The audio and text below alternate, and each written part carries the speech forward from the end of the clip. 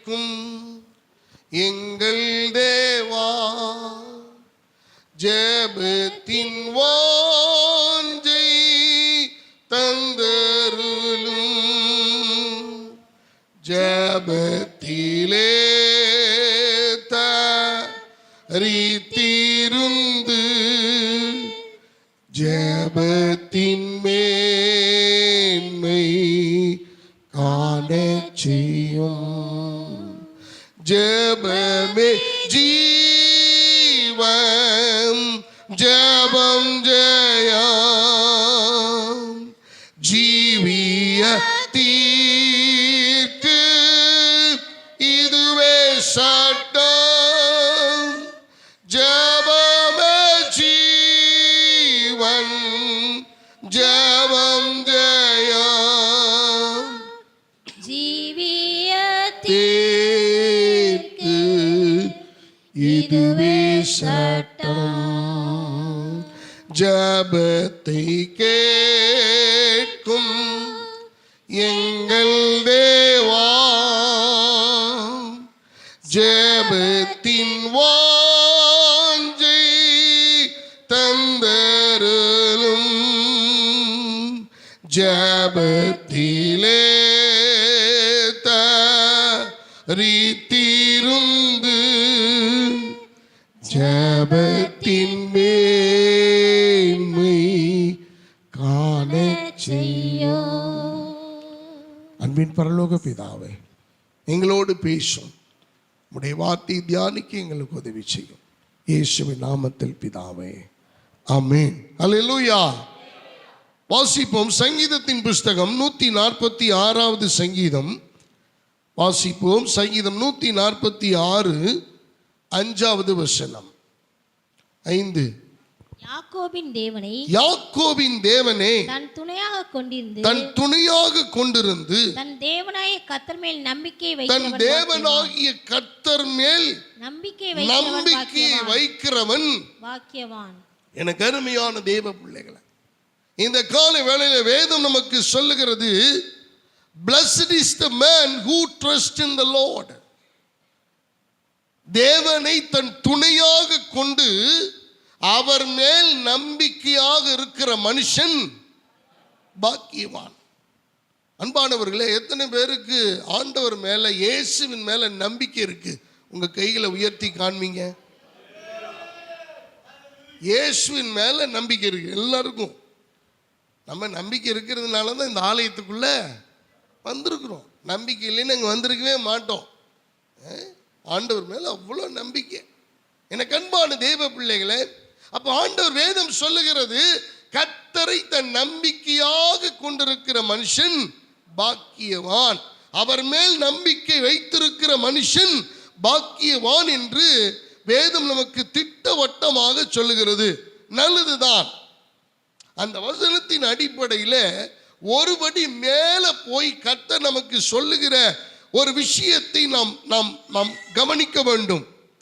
இந்த 146வது சங்கீதம் முதல் வசனத்திலிருந்து வாசிக்க கேட்போம். அல்லேலூயா. என் ஆத்துமாவே கர்த்தரை துதி, நான் உயிரோடு இருக்கும் மட்டும் கர்த்தரை துதிப்பேன். நான் உள்ளளவும் என் தேவனை கீர்த்தனை பண்ணுவேன். பிரபுக்களையும் ரட்சிக்க திராணி இல்லாத மனுபுத்திரை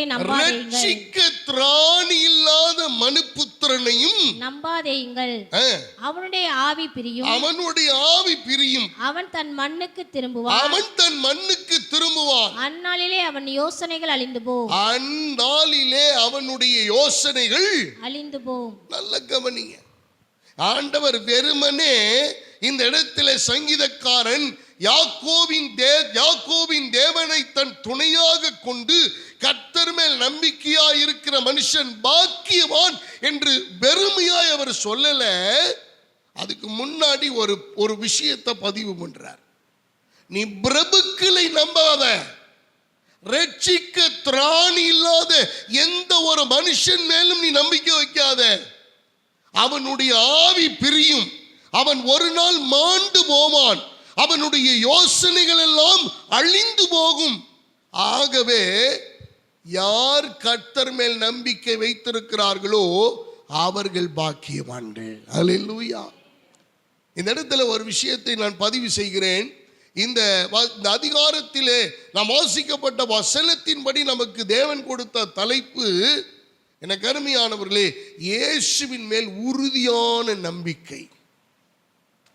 The strong hope on Jesus.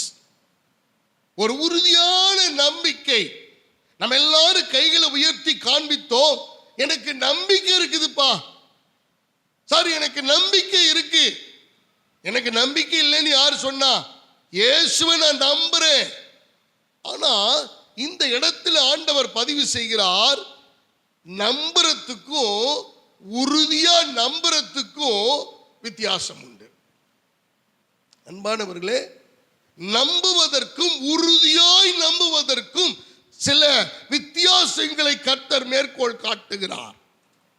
அன்பான தேவனுடைய பிள்ளைகளை, நம்பிக்கை என்பது யார் வேண்டுமானாலும் யார் மேல வேணுமானாலும் வைக்கலாம். ஆனா உறுதியான நம்பிக்கை நம்பகத்தன்மை உள்ள இடத்துல மாத்திரம்தான் இருக்கும். நல்ல கவனிங்க, எல்லா இடத்திலையும் அந்த சக்தி வாய்ந்த உறுதித்தன்மை உடைய நம்பிக்கை இருப்பதில்லை. சில பேரை நான் நம்புறோம், நம்ப அப்படி சொல்லிட்டு பின்னாடி ஆமா இருந்தாலும் இப்படித்தான், இருந்தாலும் ஒரு யோக்கியமா பெரிய அவன் எனக்கு தெரியாது எப்படிப்பட்ட ஆளுண்டு. அது வெறும் நம்பிக்கை. நல்ல கவனிங்க. ஆனா உறுதியான நம்பிக்கை என்பது எந்த விதமான அந்த தூஷணமும் தூஷண வார்த்தைகளும் மனதிலே கூட என்ன செய்யாது, ஏற்படாது. அருமையான தேவ பிள்ளைகளை, அப்ப நம்பிக்கைக்கும் உறுதியான நம்பிக்கைக்கும் உள்ள வேறுபாடு என்ன என்பதைத்தான் இந்த செய்தியின் ஆழத்திலே நாம பார்க்க போகிறோம். இன்னொன்றை நாம் கவனிக்க வேண்டும். நாம் ஆண்டவர் மேல் நம்பிக்கை வைப்பது ஒரு இயல்பான காரியம். ரோட்ல போறவங்க கூட ஒரு இயேசு சுவாமியினுடைய சிலுவையை பார்க்கும் போது அவன் விழுந்து பணிந்து கொண்டு போகிறான். அவனுக்கு ஒரு நம்பிக்கை.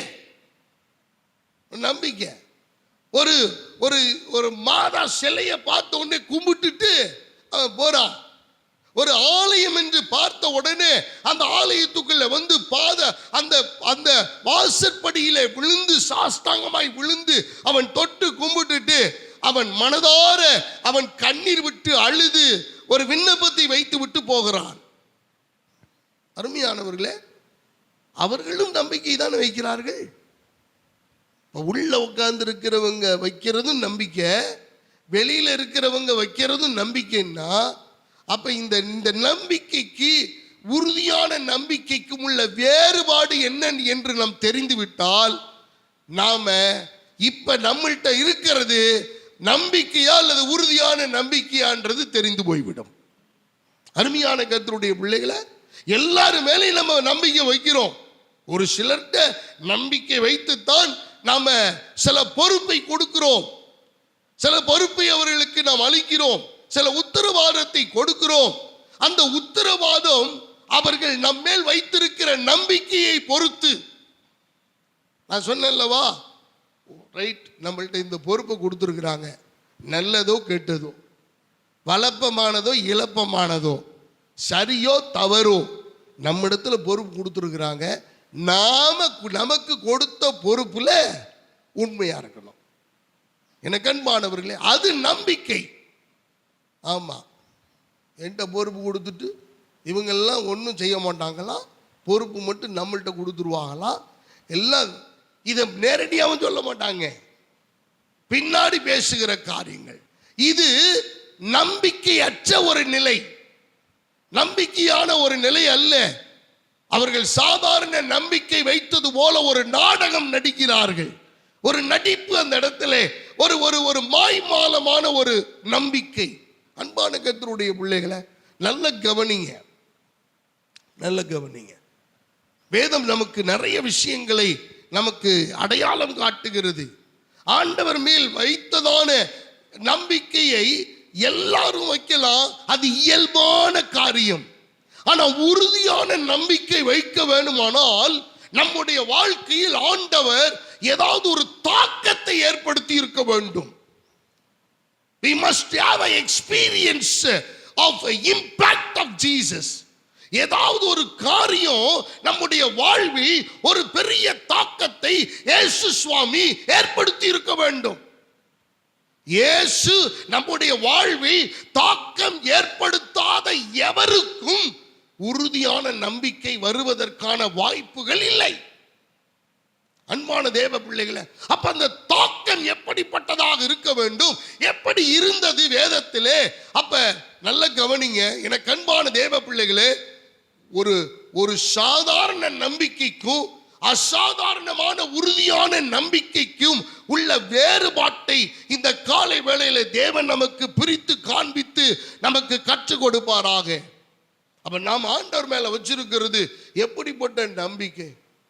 அன்பான தேவனுடைய பிள்ளைகளை, ஒரு சில விஷயங்களை நான் உங்களுக்கு சொல்லிக் கொடுக்கிறேன். 2 ராஜாக்களின் புஸ்தகம் 18வது அதிகாரம் 5வது வசனத்தை வாசிப்போம்.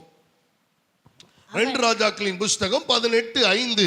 அவன் இஸ்ரவேலின் தேவனாய கர்த்தர் மேல் வைத்த நம்பிக்கையிலே அவனுக்கு பின்னும் அவனுக்கு முன்னும் இருந்த யூதாவின் ராஜாக்களில் எல்லாம் அவனைப் போல் ஒருவனும் இருந்ததில்லை.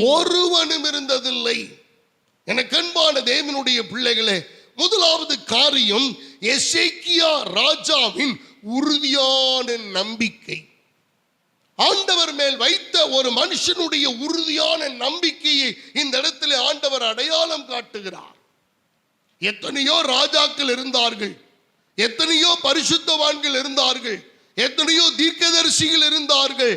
ஆனால் இந்த ஒரு மனுஷனுடைய வாழ்விலே வேதம் சொல்லுகிறது, எசேக்கியா ராஜா ஆண்டவர் மேல் வைத்த அந்த நம்பிக்கையிலே அவனுக்கு முன்னும் அப்படிப்பட்டவன் இல்லை, அவனுக்கு பின்னும் அவனை போல அல்ல. அப்ப எவ்வளவு உறுதியான ஒரு strong hope on Jesus, a strong hope on God. தேவன் மேல் அவன் வைத்த அந்த உறுதியான பலம் வாய்ந்த அசைக்க முடியாத ஒரு நம்பிக்கை.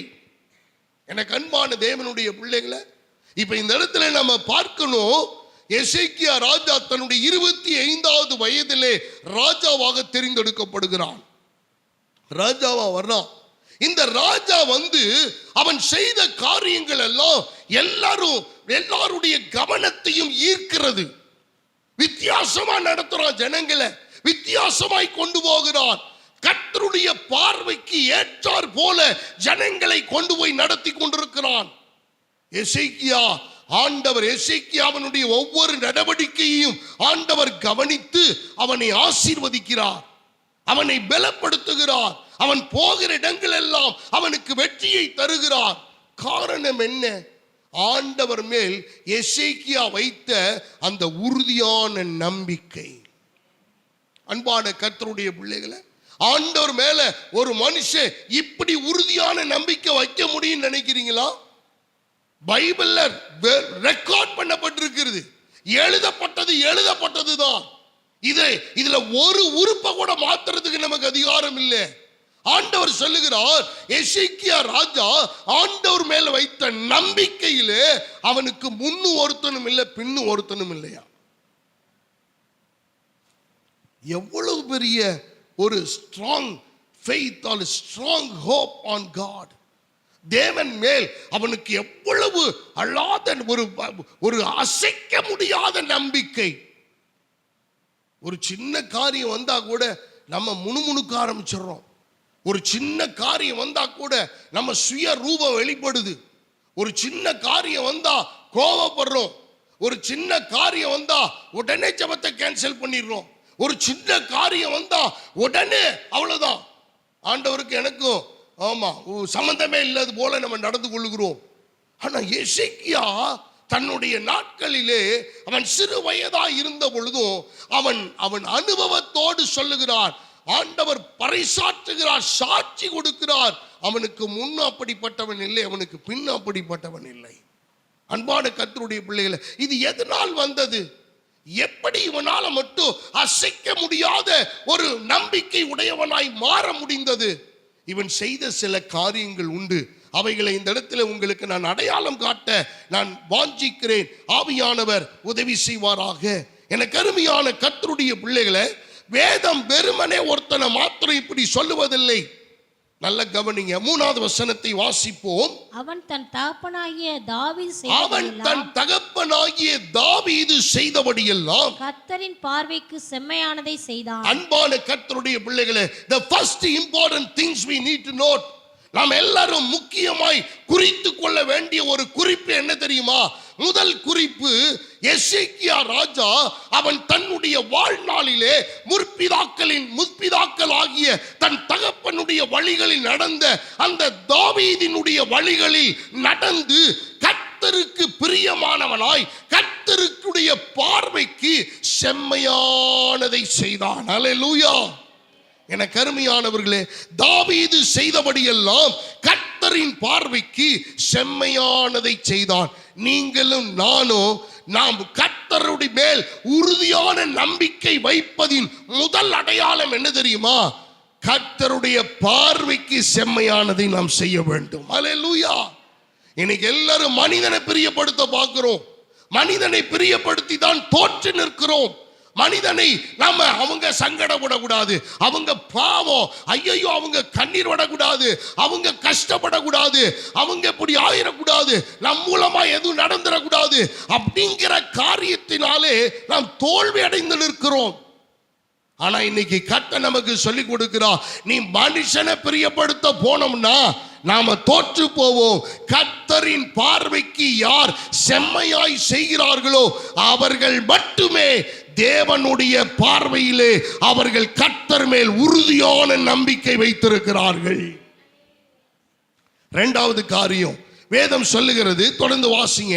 அவன் மேடைகளை அகற்றி சிலைகளை தகர்த்து விக்கிர தோப்புகளை வெட்டி மோசே பண்ணியிருந்த வெண்கல சர்ப்பத்தை உடைத்து போட்டான். அன்பான தேவனுடைய பிள்ளைகளை, அவன் செய்த 2வது ஒரு காரியத்தை நீங்கள் நானும் கவனிக்க வேண்டும். முதலாவது, கர்த்தரின் பார்வைக்கு நீங்கள் செம்மையானதை செய்கிறீர்களா? இன்னைக்கு குடும்ப ஆசீர்வாதமா இருக்கணும்னா கர்த்தருடைய எல்லா வார்த்தைக்கும் நீங்கள் கீழ்ப்படுகிறீர்களா? உங்களை பரிசோதனை பண்ணி பாருங்க. எனக்கு அன்பான தேவனுடைய பிள்ளைகளை, ஜெபிக்கிறதுல நீங்க சரியா இருக்கிறீங்களா? வேதம் வாசிக்கிறதுல நீங்க சரியா இருக்கிறீங்களா? பரிசுத்தத்துல நீங்க சரியா இருக்கிறீங்களா? அடுத்தவங்களை பத்தி பேசாம இருக்கிறதுல நீங்க கவனமா இருக்கிறீங்களா? அடுத்த குடும்பத்தை மென்னு துப்பாம இருக்கிறீங்களா? தூஷணமான காரியங்களை அவதூறா பரப்பாம இருக்கிறீங்களா? அடுத்தவர்களை பார்த்து எந்த விதமான காசிப் நீங்க பண்ணாம இருக்கிறீங்களா? உங்களை நீங்கள் சிந்தித்து பாருங்கள். கொடுக்கிற விஷயங்களிலே கர்த்தர் ஒவ்வொரு ரூபாய் ஆனாலும் அதில் நீங்கள் உங்களை கர்த்தர் குறை காண முடியாதபடிக்கு நீங்கள் கவனமாய் இருக்கிறீர்களா? எனக்கு அருமையான தேவ பிள்ளைகளே, நீங்கள் கவனமா கர்த்தரின் பார்வைக்கு நீங்கள் செம்மையானதை செய்ய வேண்டும். அப்புறம் தான் அடுத்து உங்களுக்கு முதல்ல உன்னுடைய கண்ணில் இருக்கிற துரும்ப நீ என்ன செய்ய? பாறாங்கல்லு மாதிரி கண்ணுக்குள்ள பெரிய கல்லை வச்சுக்கிட்டு அடுத்தவர்களை குற்றம் சாட்டுவதற்கு நீங்கள் யார்? நான் யார்? நமக்கு எந்த அதிகாரத்தையும் ஆண்டவர் நமக்கு கொடுக்கல. நீங்களும் நானும் கவனமாய் நாம கையாள வேண்டும். அவர் மேல் உறுதியான நம்பிக்கை வைக்க வேண்டுமானால் முதலாவது நாம் கர்த்தரின் பார்வைக்கு செம்மையானதை செய்ய வேண்டும். இன்னும் நம்முடைய வாழ்க்கையில நான் சொல்ல முடியும், அநேகருடைய குடும்பங்களிலே மேடைகள் அகற்றப்படவில்லை. ரட்சிக்கப்பட்டு 10 வருஷம் ஆச்சு, 20 ஆண்டுகள் ஆச்சு, ஆனா இன்னும் மேடைகள் அகற்றப்படவில்லை, சிலைகள் தகர்க்கப்படவில்லை. எனக்கு அன்பான தேவனுடைய பிள்ளைகளை, இன்னும் விக்கிரகத்தை நோக்கி போகிற கூட்டம் உண்டு. மேடைகளை அகற்றி சிலைகளை தகர்த்து விக்கிரக தோப்புகளை. எனக்கு அன்பான தேவ பிள்ளைகளை, நான் தான் விக்கிரக ஆராதனையை செய்யறது இல்லைங்க அப்படிங்களா? சாமி, விக்கிரக ஆராதனையை செய்யறது இல்லைங்களா? நீங்க வேதத்தை நல்லா படிங்க. தேவனை விட எதை நீ மேன்மையாக நினைக்கிறாயோ அதெல்லாம் கர்த்தருடைய பார்வைக்கு முன்பாக விக்கிரக ஆராதனை. தேவனுடைய சமூகத்தை விட்டு நீங்கள் வேற எதுக்கு முக்கியத்துவம் கொடுக்கிறீர்களோ அதுவெல்லாம் விக்கிரக ஆராதனை. எனக்கு அன்பான தேவ பிள்ளைகளை, கண்ணுக்குட்டியை செஞ்சாதான் விக்கிரக ஆராதனை நினைச்சுக்காதீங்க. எனக்கு அன்பான தேவனுடைய பிள்ளைகளை, ஒரு சிலைய கும்பிட்டாதான் நீங்க விக்கிரக ஆராதனை பண்றோம் நினைச்சுக்காதீங்க. வேதம் தெளிவாக நமக்கு அடையாளம் காட்டுகிறது. நீ எந்த சொரூபத்தை ஆகிலும் உருவாகிலும் எந்த ஒரு மனிதனை ஆகிலும் எந்த ஒரு ரூபத்தை ஆகிலும் நீ மனசுல வச்சுக்கிட்டு அதை நீ பெருசா நினைச்சின்னா, உயிரோடு இருக்கிறவனையே நீ பெருசா ரொம்ப பெருசா நேசிச்சு நினைச்சின்னா அதுதான் உனக்கு விக்கிரக ஆராதனை. எனக்கு அன்பான தேவனுடைய பிள்ளைகளை, கர்த்தருக்கு தான் முதலிடம், கர்த்தருக்கு தான் முன்னுரிமை, கர்த்தருக்கு தான் முன்பதான ஃபர்ஸ்ட் பிரையாரிட்டி.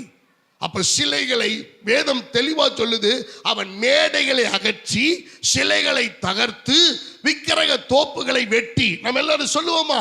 எல்லாரும் வாய்களை திறந்து சொல்லுங்க. அவன் சிலைகளை அகற்றி, இரண்டாவது சிலைகளை தகர்த்து, அவன் மேடைகளை அகற்றி சிலைகளை தகர்த்து விக்கிரக தோப்புகளை வெட்டி மோசே பண்ணின வெண்கல சர்ப்பத்தை உடைத்து போட்டான். நான்கு காரியம் உங்க வாழ்க்கையில நீங்க செஞ்சிருக்கிறீங்களான்னு பாருங்க. மேடைகள் அகற்றப்பட்டு இருக்கிறதா? எனக்கு அன்பான தேவ பிள்ளைகளே, மேடைகள் என்றால் என்ன?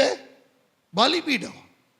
பலிபீடம் விக்கிரகத்துக்கு செய்ய வேண்டிய காரியங்களிலே இன்னும் நாம் அதை விட்டு வராதபடி கர்த்தருக்கு செய்ய வேண்டிய பலிபீடத்திலே அவருக்கு பலி செலுத்தாமல் நின்று கொண்டிருக்கிறோம். இவன் மேடைகளை முதலாக அகற்றுகிறான், சிலைகளை தகர்த்தெறிகிறான், விக்கிரக தோப்புகளை வெட்டி போடுகிறான். விக்கிரக தோப்புகள்னா என்ன தெரியுங்களா? இந்த குட்டி குட்டியா தெய்வங்கள் செஞ்சு வச்சிருப்பாங்க, தோப்பு மாதிரி வச்சிருப்பாங்க. விக்கிரக தோப்புகளை அவன் எல்லாத்தையும் சரமாரியாக வெட்டுகிறான். வெட்டி போட்டு மோசே உண்டு பண்ணின, மோசையின் காலத்தில் உண்டு பண்ணின வெண்கல சர்ப்பத்தை உடைத்து போட்டான். என்னாகமத்தின் புஸ்தகத்திலே 21வது அதிகாரத்திலே 8, 9 ஆகிய வசனங்களிலே கர்த்தர் உருவாக்கின அந்த வெண்கல சர்ப்பம் எதுக்காக தெரியுமா?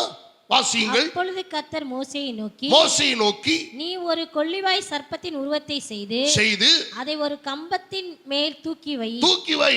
கடிக்கப்பட்டவன் எவனோ அவன் அதை நோக்கி பார்த்தால் பிழைப்பான் என்றார். அப்படியே மோசே ஒரு வெண்கல சர்ப்பத்தை உண்டாக்கி அதை ஒரு கம்பத்தின் மேல் தூக்கி வைத்தான். எனக்கு அன்பான தேவனுடைய பிள்ளைகளே, நல்ல கவனிங்க. நிறைய பேருடைய வீட்டில் நான் சொல்ல முடியும், இந்த வேதாகமம் ஒரு விக்கிரகத்தை போலவே இருக்கிறது. தொட்டு கும்பிட்றாயா? படிக்கிறது இல்லை.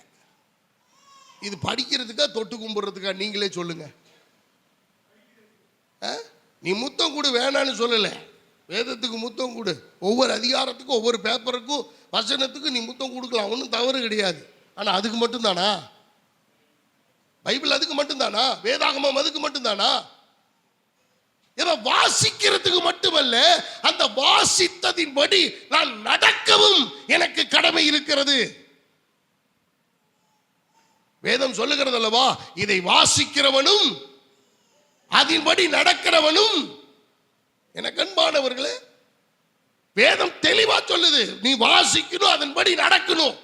அப்பதான் ஆண்டவர் கொடுக்கிற ஆசீர்வாதங்கள். கானானுக்குள்ள பிரவேசிக்கணும்னா இப்படி செய்யணும். எனக்கு அன்பான தேவனுடைய பிள்ளைகளை, சற்று சிந்தித்து பாருங்கள். நம்ம உறுதியான, எல்லாருக்கும் நம்பிக்கை இருக்கு, எனக்கு அதுல டவுட்டே கிடையாது. ஆனா உறுதியான நம்பிக்கை இருக்கா? உறுதியான நம்பிக்கை இருக்குமே ஆனால் நம்முடைய வாழ்க்கையில மேடைகள் அகற்றப்பட்டு இருக்க வேண்டும். மேடைகள் இன்னும் அகற்றப்படாமல் இருக்கிறது. எந்தெந்த இடங்களிலே மேடைகள் அகற்றப்படவில்லைன்னு உங்க பர்சனல் லைஃப்ல தான் தெரியும். எந்தெந்த இடங்களில் விக்கிரக தோப்புகள் இன்னும் வெட்டப்படாமல் அப்படியே இருக்கிறது. எனக்கு அருமையான தேவ பிள்ளைகளை, சிந்தித்து பாருங்கள். என்ன அன்பான தேவனுடைய பிள்ளைகளை, வேதம் சொல்லுகிற இந்த காரியங்கள், அவன் மேடைகளை அகற்றி அவன் சிலைகளை தகர்த்து போடுகிறான். அவன் செஞ்ச காரியம் 25 வயதில் அவன் செய்கிறான். ராஜாவாக வந்த சில நாட்களுக்குள்ளே அதை உடனடியாக நடவடிக்கை எடுக்கிறான். சிலைகளை தகர்த்து அவன் வெண்கல சர்ப்பத்தை உடைத்து போடுகிறான். வெண்கல சர்ப்பத்தை ஏன் ஆண்டவர் உண்டாக்குனது? நல்லதுக்காக உண்டாக்குனாரு. எப்ப நீ ஒரு சர்ப்பத்தை செஞ்சு தூக்கி வை, யாருக்கெல்லாம் இந்த கொள்ளிவாய் சர்ப்பம் கடிச்சிச்சோ அவன்லாம் சிலுவை அந்த இடத்தை நோக்கி பார்க்கிறவன் அவன் முளைச்சுக்குவான்னு சொன்னாரு. இது எதுக்கு அடையாளம்? இயேசு கிறிஸ்து ஒரு நாள் சிலுவையிலே அறையப்பட போகிறார். யாரெல்லாம் அந்த சிலுவையை நோக்கி பார்க்கிறார்களோ, கல்வாரி சிலுவையிலே நமக்காக சிந்தப்பட்டதான அந்த சிந்தினவான அந்த இரத்தம், அவர் பட்டதான பாடுகளை ஒரு மனிதன் மனிதன் நினைத்து பார்க்கிறானோ அவன் நித்திய ஜீவனை அடையும்படிக்கு அவன் கர்த்தரால் ரட்சிக்கப்படுவான் என்பதற்கான அடையாளம் தான் அந்த வெண்கல சர்ப்பம். ஆனா இஸ்ரவேல் ஜனங்கள் செய்த காரியம் என்ன தெரியுமா? கால போக்கிலே அந்த வெண்கல சர்ப்பத்தை தெய்வமாக வணங்க ஆரம்பித்து விட்டார்கள், வழிபட ஆரம்பித்து விட்டார்கள். இதெல்லாம் தாவீதின் நாட்கள்ல கூட நடந்தது. எனக்கு அருமையான தேவ பிள்ளைகளே, அப்ப நடந்ததை இதை கண்டுதான் ஆண்டவர் பார்க்கிறாரு. இந்த எசேக்கியா ராஜா கவனிக்கிறான். ஓ, இதெல்லாம் தப்பு, இதெல்லாம் சரியில்லை, இதெல்லாம் நம்ம சரி பண்ணணும். இம்மிடியட்டா போய் அந்த வெண்கல சர்ப்பத்தை உடைத்து அவன் தூளாக்குகிறான். நம்முடைய வாழ்க்கையில் இந்த 4 காரியம் நடந்திருக்கான்னு பாருங்க. மேடைகள் அகற்றப்பட வேண்டும். அன்பானவர்களே, தேவனுக்கு பலி செலுத்த வேண்டிய நீ யாருக்கோ பலி செலுத்திட்டு வர்ற? கர்த்தருக்கு கொடுக்க முடியல, குழுவுக்கு கொடுக்க முடியுது, புறஜாதி காரியத்துக்கு கொடுக்க முடியுது, விக்கிரக கோயிலுக்கு கொடுக்க முடியுது. ஆனா கர்த்தருக்கு செய்ய முடியல, கர்த்தருடைய காரியங்கள்ல செய்ய முடியல. எனக்கு அன்பான தெய்வம், அது மேடைகள் அல்லவா? அந்த மேடைகள் அகற்றப்பட வேண்டிய கட்டாயம் அல்லவா? மேடைகள் அகற்றப்படாமல் என் தேவன் மேல் எப்படி நான் உறுதியான நம்பிக்கை வைக்க முடியும்? எசேக்கியா மேடைகளை அகற்றினான், சிலைகளை தகர்த்து போட்டான். எனக்கு அன்பானவர்களே, அவன் விக்கிரக தோப்புகளை வெட்டி போட்டான். நம்முடைய வாழ்க்கையில் இது நடக்கணும். வெண்கல சர்ப்பங்கள் அநேகருடைய வாழ்க்கையை சூறாவளி ஆடிக்கொண்டிருக்கிறது. அவர்களுடைய வாழ்க்கையிலே அவர்கள் சூறையாடி கொண்டிருக்கிறது, அவர்களை அழித்துக் கொண்டிருக்கிறது. வெண்கல சர்ப்பம் அழிக்கப்பட வேண்டும். வெண்கல சர்ப்பத்தை அழிக்காமல் நீங்கள் தேவன் மேல் உறுதியான நம்பிக்கை வைக்க இயலவே இயலாது. இன்னும் நிறைய பேருடைய வாழ்க்கையில ஏங்க சுகம் கிடைக்கல? ஏன் நிறைய பேருடைய வாழ்க்கையில் அற்புதம் நடக்கல? நிறைய பேருடைய வாழ்க்கையில ஏன் முன்னேற்றம் இல்லை? ஏன் நிறைய பேருடைய வாழ்க்கையில வளர்ச்சி இல்லை? நிறைய பேருடைய வாழ்க்கையில ஏன் ஆசீர்வாதம் இல்லை? நிறைய பேருடைய வாழ்க்கையில ஏன் நிம்மதி இல்லை? காரணம், இன்னும் மேடைகள் அகற்றப்படவில்லை, சிலைகள் தகர்க்கப்படவில்லை, விக்கிரக தோப்புகள் வெட்டப்படவில்லை, இன்னும் இந்த வெண்கல சர்ப்பம் உடைத்து நொறுக்கப்படவில்லை. எனக்கு அன்பான கர்த்தருடைய பிள்ளைகளே, இந்த காலை வேளையில் நம்முடைய வாழ்க்கையிலே ஆண்டவர் இந்த நாளிலே இதை கர்த்தர் நம்முடைய வாழ்வில் செய்வாராக. ஒரே ஒரு காரியத்துக்கு, அது ஒன் பர்பஸ், அவர் மேல் உறுதியான நம்பிக்கை வைப்பதற்காக. எசேக்கியாவின் மேல ஒரு தாக்கம், எசேக்கியா ராஜாவின் மேல ஒரு தாக்கம். ஆண்டவர் சொல்லுகிறார், எனக்கு அன்பான தேவனுடைய பிள்ளைகளை, அவன் அதை மட்டுமல்ல, வேதம் சொல்லுகிறது 6வது வசனத்தை கவனிப்போமானால், அவன் கர்த்தரை விட்டு பின்வாங்காமல் அவரை சார்ந்திருந்து கர்த்தர் மோசேக்கு கற்பித்த அவருடைய கற்பனைகளை கைக்கொண்டு நடந்தான். நல்ல கவனிங்க. ஒரு நெருக்கடி வரட்டும், ஒரு போராட்டம் வரட்டும், ஒரு பிரச்சனை வரட்டும், எல்லாம் சரியில்லை, இவங்க மட்டும்தான் சரியானவங்க, மற்றது எதுவுமே சரி கிடையாது. உலகத்தில் ஒரு பழமொழி சொல்லுவாங்கல்ல, ஆட தெரியாதவன் வீதி கோணன்னு சொன்னாலாம். அம்மனிக்கு ஆட தெரியாது, ஆனால் ஆட தெரியாதுன்றதுக்கு பதில் சொல்றதுக்காக அருமையான தெய்வ பிள்ளைகளை, மற்றவர்களை குறை சொல்லுகிற நம்முடைய வாழ்க்கையை கொஞ்சம் சீர்தூக்கி பார்த்து நடக்க வேண்டியது எவ்வளவு அவசியமாக இருக்கிறது. இந்த இடத்துல தேவன் நமக்கு சொல்லுகிற இந்த ஆலோசனையை கொஞ்சம் கூர்ந்து கவனிங்க. இன்னைக்கு அவர் மேல நம்ம நம்பிக்கை இல்லாமல் இல்லை எல்லாரும், ஆனால் உறுதியான நம்பிக்கை தேவையாச்சே. இந்த கடைசி காலத்தில் இன்னைக்கு கர்த்தரை விட்டு பின்வாங்குறவங்க நிறைய பேர் ஆயிட்டாங்க. எவ்வளவோ பெரிய பெரிய பெரிய ஆட்கள் எல்லாம் பின்வாங்கி போய் கொண்டிருக்கிறார்கள், பின்னிட்டு பார்த்து கொண்டிருக்கிறார்கள். அவர்கள் எல்லாம் வேணாம், இப்படிப்பட்ட ஒரு நிலைமை வேணாம், இப்படிப்பட்ட ஒரு சூழல் வேணாம் அப்படின்னு எல்லாத்தையும் வெறுத்து வெறுத்து வெறுத்து வெறுத்து வெறுத்து ஒதுக்கி தள்ளி கடைசியில் ஆண்டவரையே வெறுக்கிற நிலைமையிலே அவர்கள் தள்ளப்படுகிறார்கள். அருமையானவர்களை, நீங்கள் வஞ்சிக்கப்படாதிருங்கள். இவன் கர்த்தரை விட்டு பின்வாங்காமல் அவரை சார்ந்திருந்து கர்த்தர் மோசேக்கு கற்பித்த அவருடைய கற்பனைகளை கை கொண்டு நடந்தான். இதனால தான் சங்கீதக்காரன் சொல்கிறான், 146 நம்ம வாசிச்சோம், அவனை நம்பாத, பிரபுக்களையும் உன்னை ரட்சிக்கவே முடியாம இருக்கிறான் பாரு ஒரு குரூப்பு, அவனை நம்பாத. நீ கர்த்தரை மட்டும் நம்பு, அவர் மேல் நம்பிக்கையாயிரு. அவர் மேல் உறுதியான நம்பிக்கையாய் இருக்கிறவன் பாக்கியவான். நீ பாக்கியவதி. ஆண்டவர் நம்மளை பார்த்து சொல்றார், நீ பாக்கியவதி. எப்படி? நான் அவர் மேல உறுதியான நம்பிக்கை வைக்கும் போதுதான். நம்பிக்கையை வைக்கிறது எல்லாருக்கும் முடிஞ்ச காரியம்தான். ஆனா உறுதியான நம்பிக்கை வைக்கணும்னா எனக்குள்ள ஒரு தாக்கம் ஏற்பட வேண்டும், எனக்குள்ள ஒரு மாறுதல் ஏற்பட வேண்டும், எனக்குள்ள ஒரு அட்டாக் நடக்கணும், ஒரு இம்பாக்ட் நடக்கணும், ஏதாவது ஒன்று நடக்கணும் எனக்குள்ள. அன்பான தேவனுடைய பிள்ளைகளை, அப்ப இந்த இடத்துல வேதம் சொல்லுகிறது, அந்த வெண்கல சர்ப்பத்தை அவன் உடைத்து போட்டான். அது வரைக்கும் அவங்க எல்லாம் அந்த வசனத்தை நீங்க வாசிங்க. அந்நாட்கள் மட்டும் இஸ்ரவேல் புத்திரர் அதற்கு தூபம் காட்டி வந்தார்கள். ஆராதனை பண்ணிட்டு இருக்காங்க. அவங்களுக்கே தெரியல.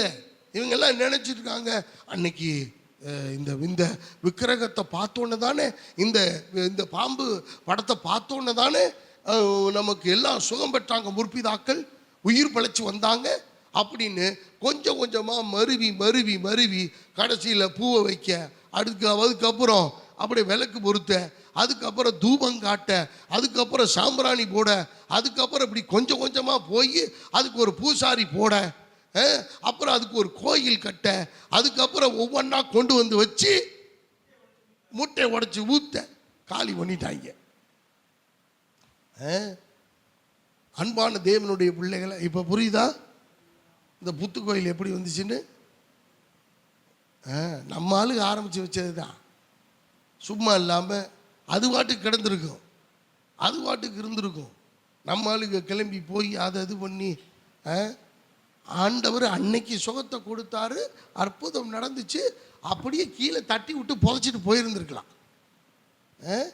புதைச்சிருந்தா கூட பிரச்சனை தான். இன்னைக்கு அதை எடுத்து மறுபடியும் கோயில் கட்டுவாங்க.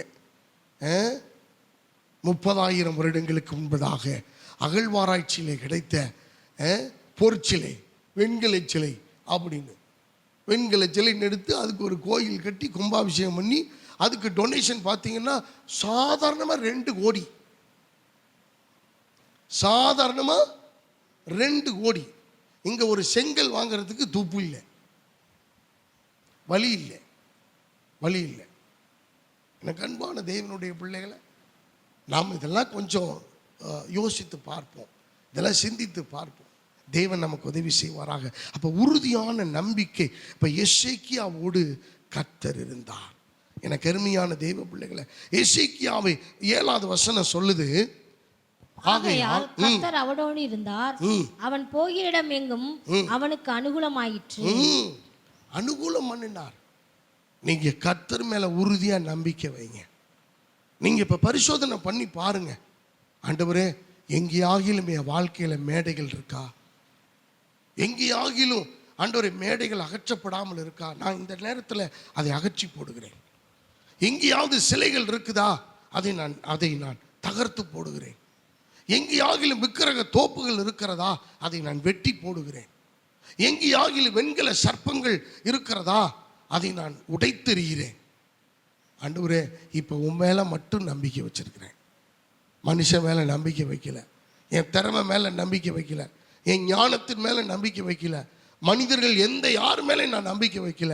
இப்போ நீங்கள் மட்டும்தான் என் கண்ணு முன்னாடி. ஒரு அலையா சொல்லுவோமா, நீங்கள் மட்டும்தான் என் கண்ணு முன்னாடி. ஆண்டவரே யார் என்ன சொன்னாலும் பரவாயில்ல, யார் எப்படி நடந்துக்கிட்டாலும் பரவாயில்ல, என்னை அழைச்சவர் நீங்கள் தானே, என்னை தெரிந்து கொண்டவர் நீங்கள் தானே, என் தாயின் கருவில் என்னை உருவாகும் முன்னே என்னை வேறுபடுத்தவர் நீங்கள் தானே, என்னை இந்த நிலைமை வரைக்கும் என்னை கொண்டு வந்தது நீங்கள் தானே. நாங்கள் என்னைக்கும் ஒன்றும் இல்லாமல் போயிருக்க வேண்டியவங்க, ஆனால் என்னை இந்த அளவுக்கு கொண்டு வந்திருக்கிறீங்கல்ல, இப்பையும் என்னை உம்முடைய கரத்தில் ஒப்பு கொடுக்கிறேன். நான் நம்பிக்கை உள்ளவனாக இருக்க விரும்பவில்லை, உறுதியான நம்பிக்கை உள்ளவளாக நான் இருக்க விரும்புகிறேன் என்று சொல்லுகிறவர்கள் நல்ல கைகளை உயர்த்தி ஒரு அல்லேலூயா சொல்லுங்க. கர்த்தருக்கு மகிமை உண்டாவதாக. 2வது ஒரு காரியத்தை நான் சொல்லி சுருக்கமாய் உங்களை அனுப்பிவிட நான் வாஞ்சிக்கிறேன். 2 ராஜாக்களின் புஸ்தகம் 4வது அதிகாரம், 2 Kings chapter 4 18 முதல் வாசிப்போம்.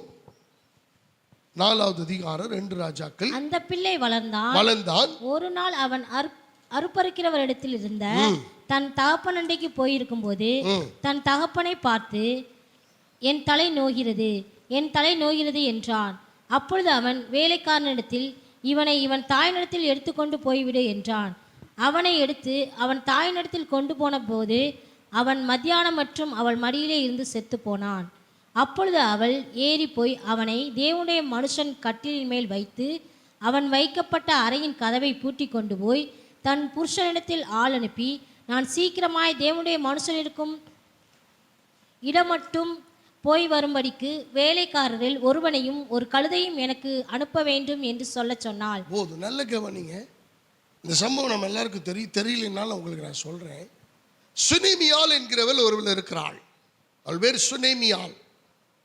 அவருடைய வீட்டுக்காரன்னு ரொம்ப நேசிக்கிறவள். 2 பேரும் அந்யூன்யமா இருக்கிறாங்க. ஆனால் அவர்களுக்கு பிள்ளை இல்லை. எப்பொழுதெல்லாம் எலிசா தீர்க்கதரிசி அந்த இடத்துக்கு வருகிறாரோ அப்பொழுதெல்லாம் அவருடைய வீட்டிலே அவள் தங்குவதற்கு இடம் கொடுக்கிறாள். ஒரு நாள் இப்படி தேவனுடைய மனுஷன் நம்ம வீட்டுக்கு வர்றாரு, ஆகவே இப்படியே நம்ம இருந்தால் நல்லா இருக்காது. அவருக்கு ஒரு மேலே ஒரு ரூம் கட்டி அவருக்கு ஒரு டேபிளை போட்டு ஒரு விளக்கு வச்சு அந்த இடத்துல அவரை ஒரு கட்டில் போட்டு அங்கே படுக்க வைக்கலாம். அவர் வந்தால் எப்பெல்லாம் வராரோ அவெல்லாம் தங்கிட்டு போகட்டும் அப்படின்னு அதை சம்மதித்து அதை செய்து கொடுக்கிறார்கள். இப்படியாக வேலைக்காரனோடு எப்பொழுதெல்லாம் எலிசா தீர்க்கதரிசி எங்கே போகிறாரோ அங்கே இளைப்பாரி விட்டு அவர்கள் கொடுக்கிற ஆகாரத்தை புசித்து விட்டு போவது வழக்கம். ஒரு நாள் சுனேமியாலை கூப்பிடுகிறாள். உனக்கு என்ன வேணும் சொல்லு அப்படின்னு. கேயாசி சொல்றாரு, ஐயா அவர் ரொம்ப நாள் அவங்க பிள்ளை இல்லாமல் இருக்கிறாங்க, குழந்தை பாக்கியம் இல்லாமல் இருக்காங்க. அப்படியா, ரைட், கவலைப்படாத. அடுத்த முறை நான் வரும்போது ஒரு கரெக்டான ஒரு ஒரு ஒரு உற்பவ காலத்திட்டத்தில் ஒரு குறிக்கப்பட்ட காலத்தில் ஒரு குமாரனை பெறுவேன் அப்படின்னு சொல்லிட்டு போயிட்டார். அவர் சொல்கிறாரு, ஏயா நீ பாட்டுக்கு சும்மா இல்லாமல் ஏதாவது ஒன்று சொல்லிட்டு, நாங்கள் சந்தோஷமாக தான் இருக்கிறோம், விடுங்க, பிள்ளை இல்லைன்னா பரவாயில்ல, இந்த இருக்குது எங்கள் தோட்டத்தில் நிறையா பிள்ளைங்க இருக்காங்க, அப்படி இருந்துட்டு நாங்கள் வாழ்ந்துட்டு போகிறோம் அப்படின்னு சொன்னது தான். உனக்கு ஒரு பிள்ளை பிறப்பான் அப்படின்னு. ரைட், பிறந்தாச்சு. பிள்ளைகளும் பிள்ளை ஒரு பையன் பிறந்துட்டான். பிள்ளை மேலே ஒரு பையன் இல்லவா, ரொம்ப காலத்துக்கு அப்புறம் பிறந்திருக்கிறாங்க. ரொம்ப பாசம் அதிகம், ரொம்ப இஷ்டம். இப்போ ஒரு நாள் அப்பாவோட வேலைக்கு வயலுக்கு போகிறான். போய் அங்கே இருக்கிற போது திடீரென்று அப்படியே ஒரு தலைவலி. அப்பா கிட்ட சொல்கிறேன், அப்பா ரொம்ப தலைவலிக்குதுப்பா, என்னால் நிற்க முடியல, தலை சுற்றுது அப்படின்னு. உட்காருப்பா அப்படின்னு தண்ணியெல்லாம் கொடுக்குறாங்க, இளநியெல்லாம் கொடுக்குறாங்க. ஒன்றும் தீர்ந்த பாடு இல்லை. உடனே ஒரு வேலைக்காரனை கூப்பிட்டு வண்டி எடுத்துகிட்டு, அப்பா இதை கொண்டு போய் அம்மா வீட்டில் விட்டுரு, என்ன அம்மா கிட்ட கொண்டு போய் குழந்தைய சேர்த்துரு, அவன் அங்கே இருக்கட்டும் அப்படின்னு கொண்டு போய் வைக்கிறான். கொஞ்ச நேரத்தில் அம்மா அந்த ட்ரீட்மெண்ட் இந்த ட்ரீட்மெண்ட் எல்லாம் கொடுக்குறாங்க. ஆனால் ஒன்றும் பலன் இல்லை. குழந்தை செத்து போச்சு. பையன் செத்து போயிட்டான். செத்த உடனே இப்போ அந்த தாயினுடைய மனநிலை எப்படி இருக்கும் கொஞ்சம் சிந்தித்து பாருங்க. என் பிள்ளைக்கு ஒரு சின்ன காயம்னாலே அம்மாவுக்கு எப்படி தாங்காதா? ஊடு 2000, ஆஸ்பத்திரியை உடைச்சிருவாங்க, மருத்துவரெல்லாம் கேள்வி கேட்பாங்க பயங்கரமா. என்ன ட்ரீட்மெண்ட் இருக்குதோ அதில் இருக்கிறதுலையே ஆமாம் ஹை லெவலில் ட்ரீட்மெண்ட் கொடுப்பாங்க. என்ன பிள்ளையை காப்பாற்றணும் அப்படின்னு எல்லாம் செய்வாங்க. ஆனால் இவளுடைய நடவடிக்கை சற்று வித்தியாசமாக இருக்கு. இவளுடைய செயல்பாடுகள் சற்று வித்தியாசமாக இருக்கு. என்ன தெரியுமா, இவ குழந்தை செத்து போச்சுன்னு தெரிஞ்ச உடனே பதறவில்லை, அடிச்சுக்கிட்டு அழலை, ஊரை கூப்பிடல, வேலைக்காரனை கூப்பிட்டு நீ போய் ஐயாவை கூட்டிட்டு வா அப்படின்னு சொல்லல, எந்த செய்தியும் உறவுக்காரங்களுக்கு சொல்லி அனுப்பல, எதையுமே செய்யல. ஒரு சொட்டு கண்ணீர் அந்த தாயினுடைய கண்கள் இருந்து வரவில்லை. அவ்வளவையும் அடக்கி கொண்டிருக்கிறாள்.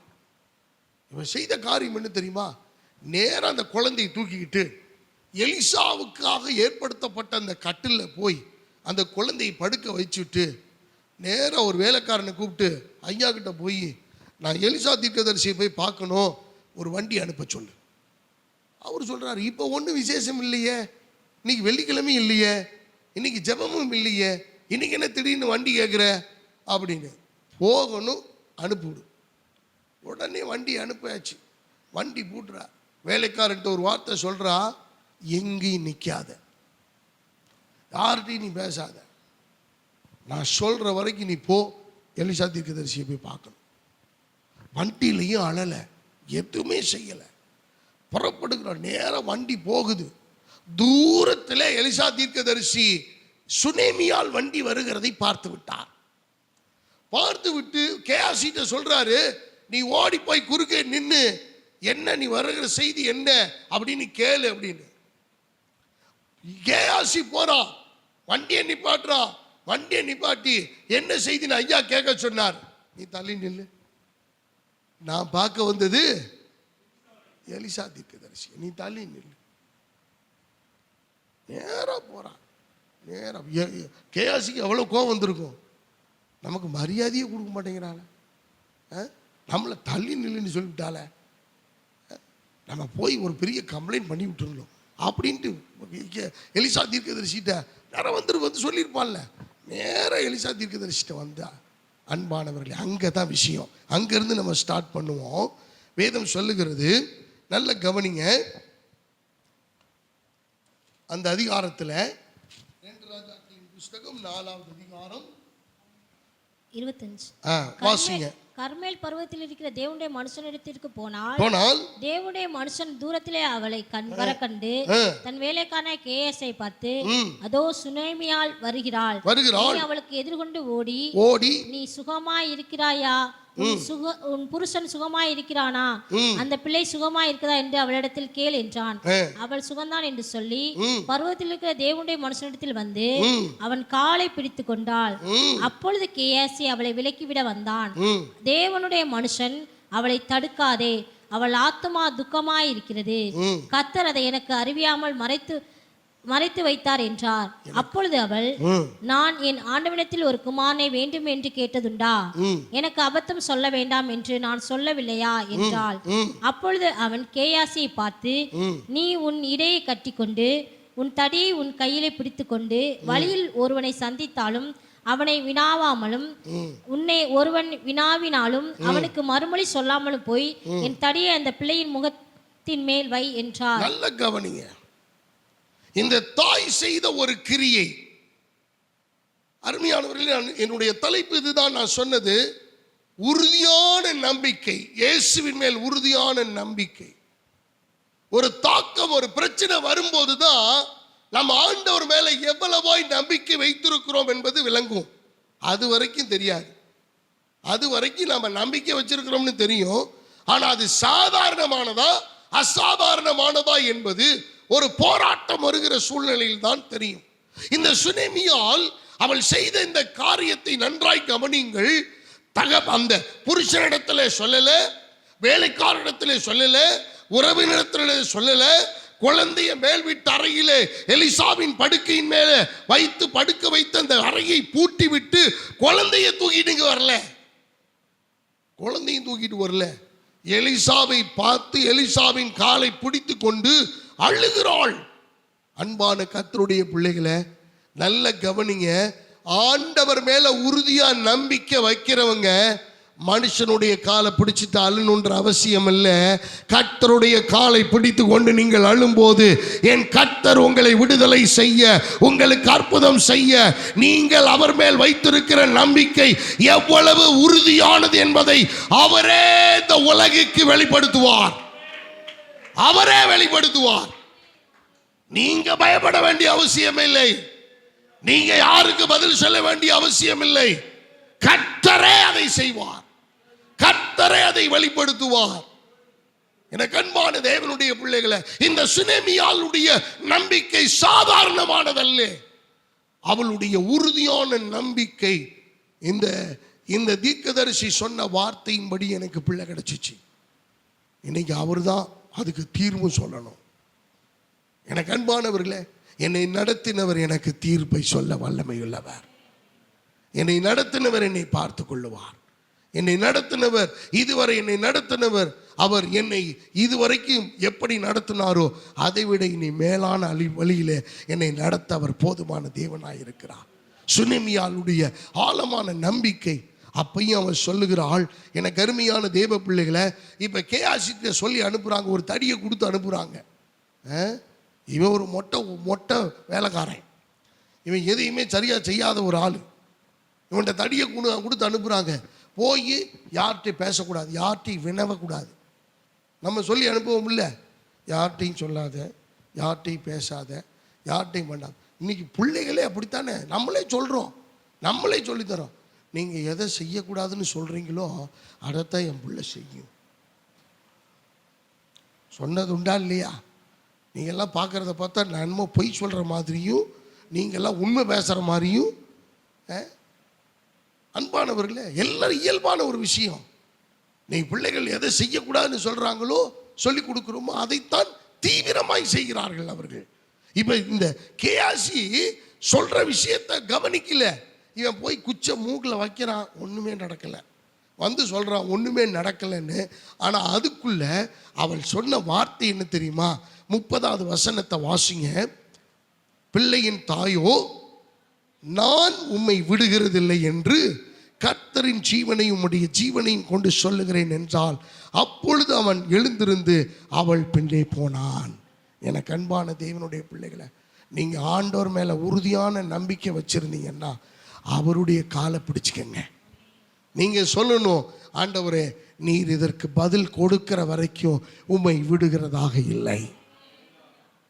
யாக்கோபு அப்படித்தான் போராடினான். யாப்போக்கின் ஆற்றங்கரையில் தன்னுடைய சகோதரன் அங்கு நின்று கொண்டிருக்கிறான். என்ன வேணுமாலும் நடக்கலாம், என்ன வேணுமாலும் பிரச்சனை வரலாம், இவனை ஒருவேளை யாக்கோபையை அழித்து போடலாம். ஆனால் கர்த்தரிடத்தில் ராம் முழுவதும் போராடுகிறான். ஆண்டவரே இன்னைக்கு எனக்கு பதில் சொல்லணும், இன்னைக்கு எனக்கு நீங்க உத்தரவு கொடுக்கணும். ராம் முழுவதும் கர்த்தர் மனுஷனோடு போராடுகிறதை கண்டு, ஆண்டவர் என்னை புடு, நான் போறேன். இல்லை ஆண்டவரே நீங்க பதில் கொடுங்க. உன் பேர் என்ன? இது யாக்கோபு, இனி உன் பேர் யாக்கோபு என்றப்படாமல் இஸ்ரவேல் என்னப்படும் என்று கர்த்தர் அவனை ஆசீர்வதித்து சென்றார். அன்பான தேவனுடைய பிள்ளைகளை, நீங்க கர்த்தரை உறுதியா பிடிச்சுக்கங்க. உறுதியான நம்பிக்கை. உங்க வேலை காரியமா மனுஷனை நம்பாதீங்க, கர்த்தரை பிடிங்க. உங்க குடும்ப காரியமா கர்த்தரை பிடிங்க. உங்களுடைய பொருளாதார காரியமா கர்த்தரை பிடிங்க. உங்களுடைய ஆரோக்கிய காரியமா கர்த்தரை பிடிங்க. எனக்கு அருமையா, உங்களுக்கு மன உளைச்சலா இருக்கா, கர்த்தருடைய காலை பிடிங்க. ஆண்டவர் பதில் தருவார், ஆண்டவர் தீர்வை கொடுப்பார். உங்களுடைய படிப்பு காரியம் சிரமமா இருக்கா, நீங்க கர்த்தருடைய காலை பிடிங்க. சுனேமியார் அடுத்தவங்கள்ட்ட சொல்லி குளிர்காயில, அடுத்தவங்கள்ட்ட சொல்லி தன்னை ஆறுதல் படுத்திக்க விரும்பல, அடுத்தவங்கள்ட்ட சொல்லி அவள் அழ விரும்பல, அவளுடைய கண்ணீர் அவள் வேஸ்ட் பண்ண விரும்பல. அவளுடைய கண்ணீர் எவ்வளவு விலையேற பெற்றது என்பதை அவள் அறிந்திருந்தாள். அல்லேலூயா. கண்டவன்ட்டையும் அழல, கண்டவங்கள்ட்டையும் அழல, பார்க்கிறவங்கள்ட்ட எல்லாம் கண்ணீர் விடல. அவள் அழுத ஒரே ஒரு இடம், எலிசா தீர்க்கதரிசியினுடைய பாதத்தை பிடித்து கொண்டு அவள் அழுதாள். எனக்கு அருமையானவர்களே, டெரிபிள் சிச்சுவேஷன், எவ்வளவு பெரிய கிரிட்டிக்கல் சிச்சுவேஷன் பாருங்க. பிள்ளை இறந்து கிடக்கிறான், எவ்வளவு பெரிய துக்ககரமான சம்பவம், எவ்வளவு பெரிய துயரமான சம்பவம், எவ்வளவு வேதனையான சம்பவம். ஒரு தகப்பன் கூட தாங்கிக் கொள்ளுவான், ஆனா தாயினால் அதை ஏற்றுக்கொள்ளவே முடியாது. ஆனால் அந்த இடத்திலே ஒரு இரும்பு மனுஷியை போல உறுதியாய் திடமாய் இருந்து அவள் கர்த்தர் மேல் உறுதியான நம்பிக்கை வைத்திருக்கிறேன் என்பதை அவள் இந்த இடத்திலே பதிவு செய்தாள். அருமையான கர்த்தருடைய பிள்ளைகளை, இப்ப கடைசியாய் இறுதியாய் சொல்ல வேண்டிய காரியம், நீங்கள் இயல்பான நம்பிக்கை கர்த்தர் மேல் வச்சிருக்கிறீங்களா, அல்லது எந்த போராட்டத்திலும் கர்த்தருக்காக நின்று வெற்றி பெறக்கூடிய உறுதியான நம்பிக்கை வைத்திருக்கிறீர்களா? உங்களை நீங்கள் பரிசோதனை செய்யுங்கள், உங்களை நீங்கள் ஆராய்ந்து பாருங்கள், உங்களை நீங்கள் வலுவாக்கி கொள்ளுங்கள். உறுதியான நம்பிக்கை வைத்திருக்கிறவர்கள் தான் பாக்கியவான்கள். மனிதர்கள் மேல நம்பிக்கை வைக்கிறவன் பாக்கியவான்னு சொல்லல. எனக்கு அருமையானவர்களே, எனக்கு உதவி செய்யறவங்க மேல நம்பிக்கை வைக்கிறவன் பாக்கியவான்னு சொல்லல. கர்த்தரை தன் நம்பிக்கையாக கொண்டிருக்கிற மனுஷன் பாக்கியவான். கர்த்தர் மேல் நம்பிக்கையாக கொண்டிருக்கிறவன் பாக்கியவான். இன்னைக்கு நீங்களும் நானும் எப்படி என்பதை நாம் சீர்தூக்கி பார்க்க தேவ ஆவியானவர் நமக்கு உதவி செய்வாராக. எனக்கு அருமையான தேவ பிள்ளைகளை, நாம் எப்படி நம்பிக்கையோடு இருக்கிறோம் என்பதை நீங்கள் கொஞ்சம் யோசித்து பாருங்கள். உறுதியான நம்பிக்கை வைங்க. கர்த்தர் பார்த்து கொள்ளுவார். என் பிள்ளையை நடத்துவா, என் குடும்பத்தை நடத்துவா, என் குடும்பம் நல்ல நிலைமைக்கு வரும், நான் ஆசீர்வாதமாக இருக்க போகிறேன். என்னை இந்த சத்துருவை நான் மேற்கொள்ள போகிறேன், இந்த பிரச்சனையை நான் மேற்கொள்ள போகிறேன். என்னை கர்த்தர் வாழ வைப்பார். எந்த இடத்துல நான் ஒதுக்கப்பட்டனோ, எந்த இடத்துல முறியடிக்கப்பட்டனோ, எந்த இடத்துல இப்படி சுனேமியாளுடைய சுச்சுவேஷனை போல இந்த சூழ்நிலை நெருக்கடியாக இருந்து மேல் வீட்டு அறையில எல்லாம் கிடத்தப்பட்டு என்னுடைய எதிர்பார்ப்பு, என் எதிர்காலம், என் தரிசனம், என்னுடைய கனவுகள், என்னுடைய ஆசைகள், என்னுடைய விருப்பங்கள் எல்லாம் இப்ப கட்டிலின் மேல் கிடத்தப்பட்டு இருக்கிறது. இப்ப நான் கர்த்தருடைய காலை பிடித்துக் கொண்டிருக்கிறேன். அவரை மாத்திரம் நான் இறுக பற்றி பிடித்துக் கொண்டிருக்கிறேன். என்ன நடந்தாலும் சரி, இந்த இடத்தை விட்டு நான் போக மாட்டேன். என்ன நடந்தாலும் சரி, என் பிள்ளைய உயிர் பெற திரும்ப எனக்கு கொடுக்கிற வரைக்கும் அவருடைய காலை நான் பிடிக்கிறதை விட மாட்டேன். எனக்கு ஜெயத்தை கர்த்தர் தருகிற வரைக்கும் அவருடைய காலை நான் பிடித்துக் கொள்ளுவேன். என்னுடைய வியாதியை கர்த்தர் குணப்படுத்துகிற வரைக்கும் அவருடைய காலை நான் விடுகிறதில்லை. எனக்கு உயர்வை தருகிற வரைக்கும் நான் அவரை விடுகிறதாக இல்லை. இந்த போராட்டத்தில் எனக்கு ஜெயத்தை கர்த்தர் கொடுக்கிற வரைக்கும் அவருடைய காலை நான் விடுகிறதில்லை என்று சுனேமியாளை போல இந்த காலை வேளையிலே நீங்கள் நான் விசுவாசத்தோடு அவர் மேல் உறுதியான நம்பிக்கை உடையவர்களாய் இருப்போமேயானால் என் கர்த்தர் உங்களுக்கு ஜெயத்தை தருவார்.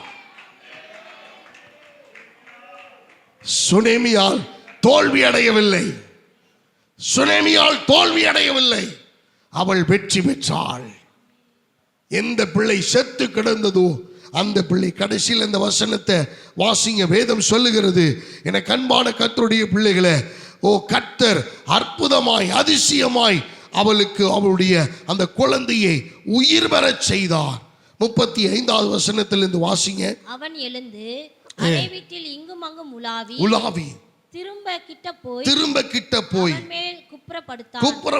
அப்பொழுது அந்த பிள்ளை 7 தரம் தும்மி தன் கண்களை திறந்தான். அப்பொழுது அவன் கேயாசை கூப்பிட்டு அந்த சுனேமியாளை அழைத்து கொண்டு வா என்றான். அவளை அழைத்து கொண்டு வந்தான்.